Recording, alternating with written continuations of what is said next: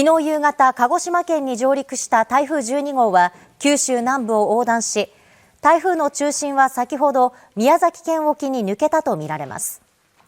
この後北東に進み、今日の昼過ぎまでに熱帯低気圧に変わる見込みです。今後の雨雲の予想です。台風周辺の湿った空気の影響で、九州南部では活発な雨雲が次々と発生するでしょう。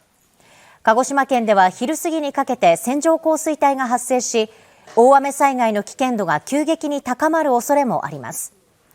明日朝までに予想される雨の量は、九州南部で150ミリの見込みです。